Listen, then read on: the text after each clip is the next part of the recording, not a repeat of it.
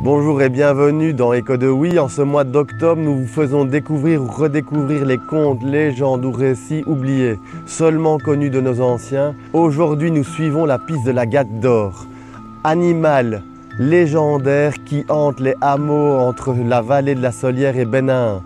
Suivez-moi.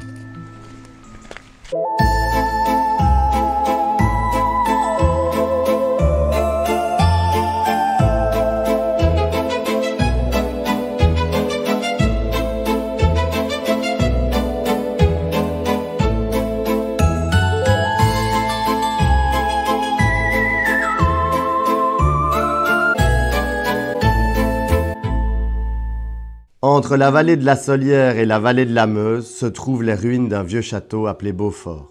Ce château, autrefois puissant, est aujourd'hui un lieu chargé de mystères et de légendes. Parmi ces mystères, celui de la Gate d'Or, c'est sans doute le plus célèbre.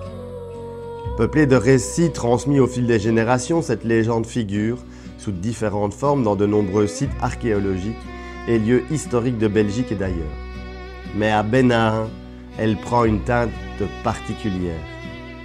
Ici, la Gate d'Or n'est pas seulement une créature merveilleuse, elle est aussi la gardienne d'un trésor caché au fond d'un vieux puits, profondément enfoui et entouré de pierres usées par le temps.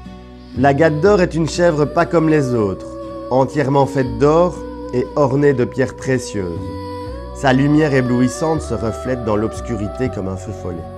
On dit qu'elle protège ce puits mystérieux, dissimulé dans les galeries souterraines ou au cœur des grottes derrière le château, afin que nul mortel ne puisse s'emparer du butin sans affronter l'épreuve de la légende.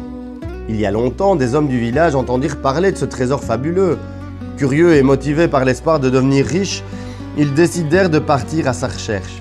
Une nuit d'automne, alors que le ciel était sombre et que le vent soufflait fort, ils prirent leurs lampes et se rendirent aux grottes sous le château de Beaufort.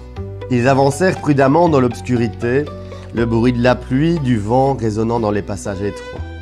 Soudain, entre deux rochers, ils virent les yeux brillants de la Gate d'Or.